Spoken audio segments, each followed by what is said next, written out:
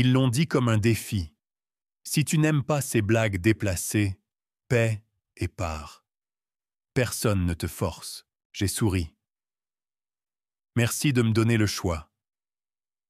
Je me suis levé, j'ai laissé l'argent pour mon assiette, et je suis sorti sans dire un mot. Leur rire me suivait comme un parfum bon marché, mais il a cessé quand ils ont réalisé que je n'avais payé que pour moi.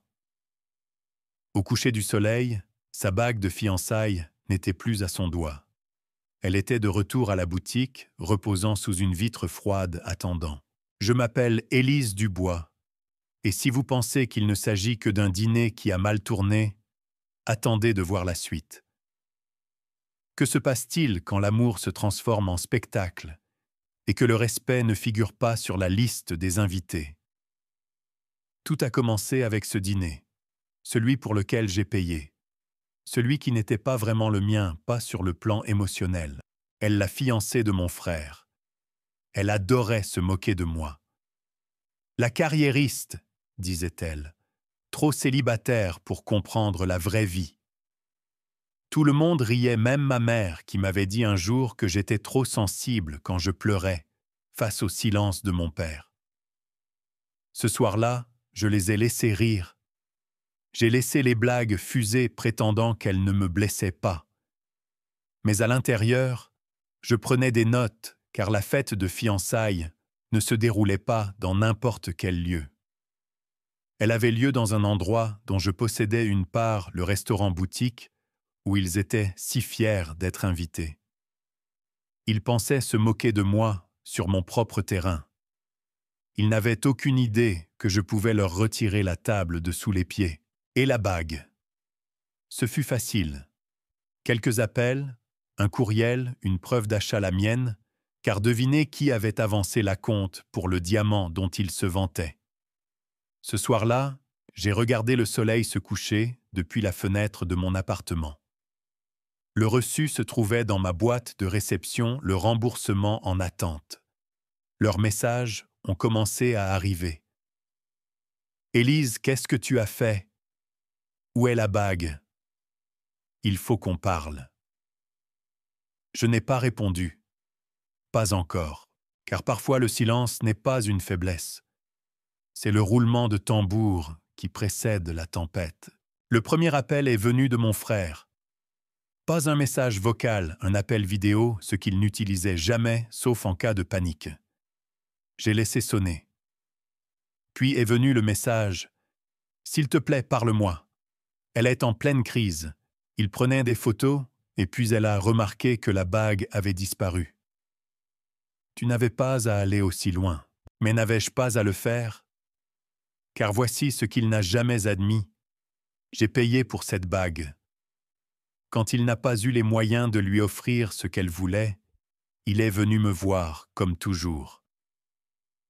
Je te rembourserai au prochain trimestre. Aide-moi juste cette fois.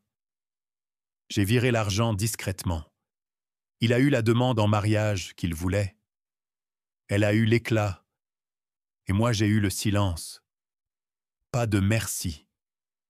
Pas de reconnaissance. Juste une place au bout de la table pendant qu'elle faisait des blagues sur le fait que certaines personnes ne comprennent pas l'engagement. Le soir où je suis parti, je suis passé devant la vitrine du bijoutier en rentrant chez moi. Une impulsion. Non, cette décision mijotait depuis la seconde où elle m'avait appelé le figurant de la famille. Le retour a été simple. Mon nom, ma carte d'identité, mon reçu. Le remboursement est allé sur un nouveau compte dont il ignorait l'existence. Et maintenant, elle publiait des stories Instagram énigmatiques, une photo d'un écrin vide, un gros plan de mascara qui a coulé une citation. Certaines personnes sourient en détruisant votre vie. J'ai ri. Ils pensaient que j'avais gâché une demande en mariage, mais en réalité, j'avais simplement réclamé une dette. À midi, ma mère a appelé disant que j'étais rancunière. Je lui ai demandé calmement « Penses-tu que j'aurais dû rester et payer encore pour tout le monde ?» Sa voix tremblait. « Eh bien, ce n'est pas la question. » « Mais si, maman. » La question, c'est que je n'avais de la valeur que lorsque j'étais silencieuse et généreuse. Et maintenant que je ne suis ni l'une ni l'autre, je suis la méchante. Elle n'a pas répondu, elle a juste raccroché. Cet après-midi-là, je suis allé me promener. En silence, sans musique, juste la ville qui respirait autour de moi. Et quelque part, entre la rue de Rivoli et le boulevard Saint-Germain, j'ai réalisé que je ne regrettais absolument rien. Car lorsqu'ils m'ont donné l'option de juste payer et partir, ils ont oublié la seconde moitié de cette offre partir et reprendre tout ce que tu as jamais donné. Le lendemain matin, ils étaient étaient passés de la rage à la gestion de crise. Mon frère a texté « On peut juste parler. On peut arranger ça. » Et elle a publié une nouvelle story, un gros plan de sa main nue, avec en légende « Certaines femmes perdent des bagues, d'autres perdent le respect d'elles-mêmes », suivi d'une playlist intitulée « Trahison, cœur brisé ». Ça aurait été drôle si ce n'était pas si douloureusement théâtral, mais je suis restée silencieuse. Pas de clarification, pas d'excuses. Je regardais simplement le spectacle se dérouler depuis une place au premier rang que je n'avais jamais demandé. Plus tard dans la journée, le directeur du restaurant m'a appelé celui qui gère le lieu où leur dîner de fiançailles s'est tenu. « Bonjour Élise, » dit-il prudemment. « Nous venons de recevoir un appel paniqué de votre mère. Elle a dit qu'il pourrait y avoir une erreur dans la réservation. » Je me suis adossé à ma chaise. « Aucune erreur, » ai-je dit. L'événement s'est déroulé exactement comme prévu. Pause. Il s'est éclairci la gorge. Elle a laissé entendre qu'il pourrait y avoir des photos du dîner qui ne sont pas bien sorties. Quelque chose à propos de l'éclairage ou de l'ambiance. J'ai souri. Je savais ce qu'elle voulait dire. Ils essayaient de réécrire le récit parce que la réalité, ses yeux rouges, à force de crier, la façon dont le serveur avait accidentellement servi le mauvais vin après que j'ai mis à jour la carte des bouteilles à la dernière minute, et le fait que j'ai retiré mon addition 1 heure avant de partir, tout cela donnait une mauvaise image. Et les photos. Disons simplement que le photographe du lieu savait exactement où faire la mise au point. Ses doigts sans bague, une histoire sans éclat. Ce soir-là, j'ai finalement répondu à un message, celui de mon frère. Tout ce que j'ai écrit était « La bague était une garantie.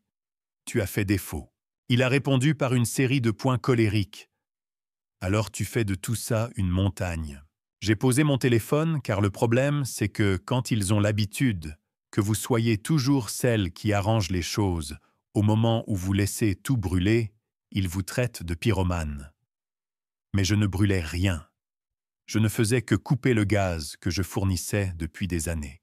La conversation de groupe de la famille est devenue un champ de bataille du jour au lendemain. Tante Anne. Élise, quoi que ce soit, tu dois arranger ça. Ce sont ses fiançailles, pas une blague. Cousine Théa. Vous avez tous critiqué Élise pendant des années, et maintenant vous êtes choqués qu'elle en ait assez. Puis est arrivée la note vocale de ma mère. Voix tendue ton mesuré, nous ne t'avons pas élevé comme ça. Larme de la culpabilité qu'elle gardait en réserve pour des moments comme celui-ci. Tu as fait valoir ton point de vue. Ne gâche pas la vie de ton frère pour une bague. J'ai appuyé 2 fois sur lecture, juste pour entendre avec quel calme elle essayait encore de me contrôler. La vie de ton frère. Drôle. Personne ne s'était jamais inquiété quand c'était moi qui avalais mon malaise avec chaque blanc de poulet sec et chaque toast hypocrite. Personne n'a paniqué quand les blagues fusaient et que les rires atterrissaient en plein sur ma poitrine. Elle pouvait dénigrer mes vêtements, se moquer de mon célibat, dévaloriser ma carrière, comme si c'était une quête secondaire, et tout le monde se contentait de glousser. Même quand je me suis excusé pour aller aux toilettes ce soir-là, non pas parce que j'en avais besoin, mais parce que j'étouffais sous une poussière invisible, Personne n'est venu voir si j'allais bien. Mais maintenant, je gâchais des vies. J'ai quitté mon appartement et je suis retourné à la bijouterie. L'homme derrière le comptoir a levé les yeux, me reconnaissant déjà. « De retour ?» a-t-il demandé. J'ai hoché la tête. Je veux choisir autre chose. Il a penché la tête. Une bague. Non, ai-je dit. Une chaîne. Petite. Discrète. Il en a sorti quelques-unes. J'ai choisi une chaîne en or simple, légère. Le genre de bijou qui dit « Je m'achète ceci pour moi, pas pour obtenir une approbation ». Je lui ai tendu la carte de remboursement de la bague de fiançailles. J'aimerais payer avec ça. Il a souri. Glacial. J'ai haussé les épaules. Non, juste. Ce soir-là, j'ai porté la chaîne et je suis allé seul à une lecture de poésie locale, les cheveux attachés en arrière, la paix cousue dans chacun de mes pas. Et quand mon téléphone a vibré avec un autre appel de mon frère, je l'ai éteint. Parce qu'ils m'avaient appris à payer. Maintenant, ils apprenaient comment je partais. Ils ont essayé de sauver l'histoire. Elle a publié une photo, la main tournée, juste assez pour cacher la bague manquante, avec la légende « Ce n'est pas le diamant qui compte, c'est l'amour ». Mais son visage, un sourire crispé des yeux qui ne brillaient pas. Puis est venu le billet de blog de sa meilleure amie. Oui, un billet de blog. Que se passe-t-il quand une sœur jalouse sabote votre avenir? C'était mignon vraiment, une réécriture fictive du dîner enjolivé d'un éclairage doux et de manipulation émotionnelle. Elle a écrit que j'étais sorti en hurlant, que j'avais jeté une serviette, que j'étais amer depuis leur fiançailles, tout en ignorant complètement le seul fait qui a tout démêlé.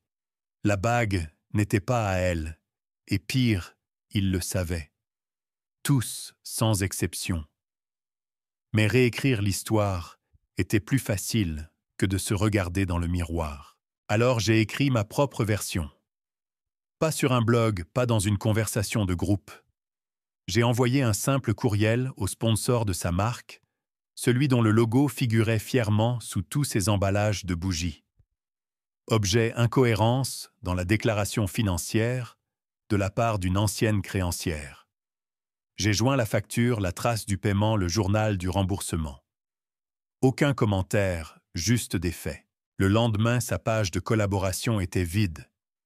La semaine suivante, sa boutique en ligne fermait discrètement. Et moi, je n'avais pas fini. J'ai fait un dernier changement. Le restaurant, celui dont j'étais copropriétaire, j'ai demandé les enregistrements vidéo privés de cette nuit-là. Pas pour les publier, pas pour les exposer, juste pour les garder, au cas où quelqu'un essaierait de mentir sur ce qui s'était passé. Le meilleur passage. À la minute 43, la caméra la surprend, en train de tourner la bague à son doigt, fronçant légèrement les sourcils et chuchotant à mon frère « Tu es sûr qu'elle sait que tu la rembourseras ?» Il n'a pas répondu. Parce qu'au fond, ils savaient tous que ce n'était pas une explosion soudaine. C'était une dette qui s'était accumulée tranquillement, avec des intérêts, et le remboursement ne faisait que commencer. Les fiançailles ont officiellement été rompues, un mercredi.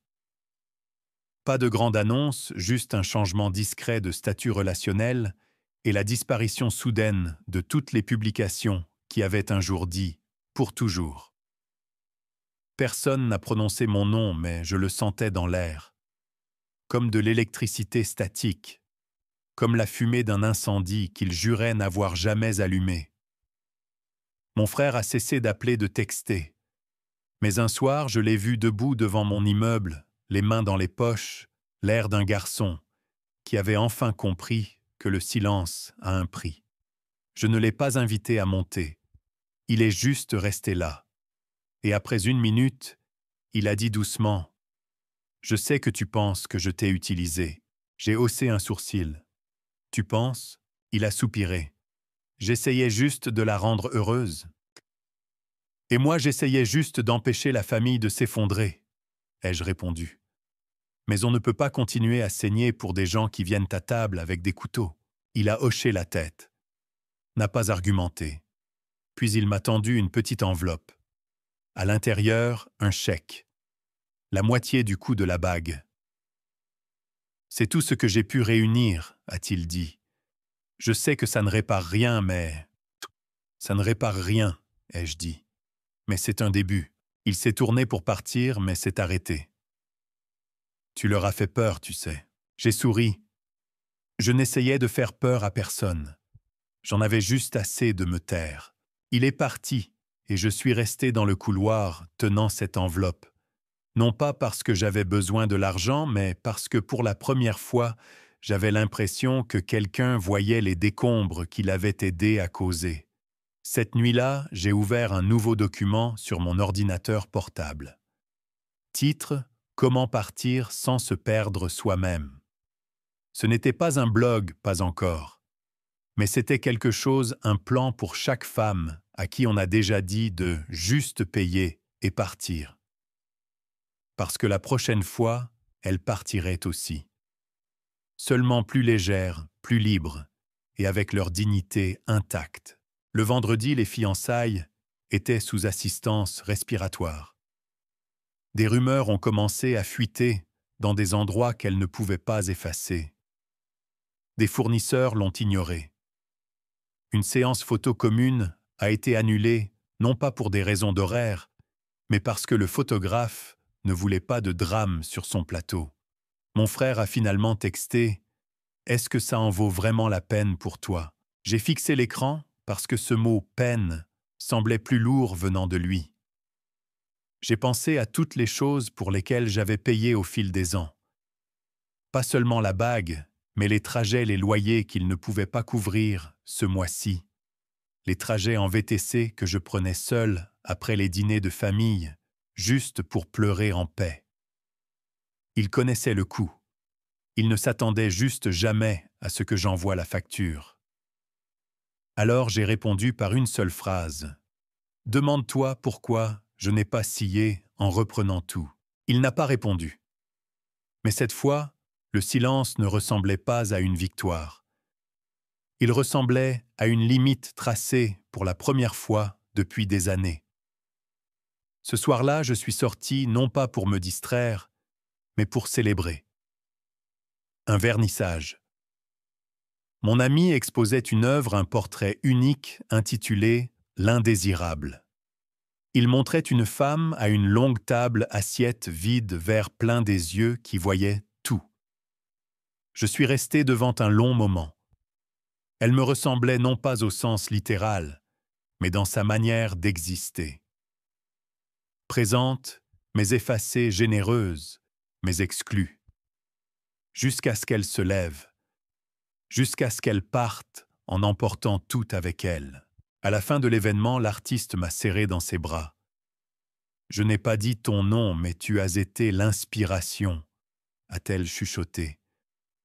Et j'ai su pour une fois que je n'étais pas en arrière-plan. J'étais l'histoire.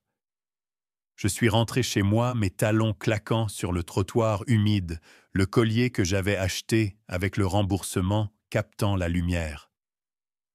Ni bruyant, ni tape à l'œil, juste à moi.